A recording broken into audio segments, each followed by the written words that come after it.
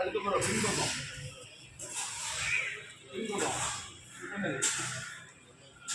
எல்லாம் பண்ணணும் சரியா? அதுக்கப்புறம் இந்த பக்கம் இது தைச்சிட்டிங்களா?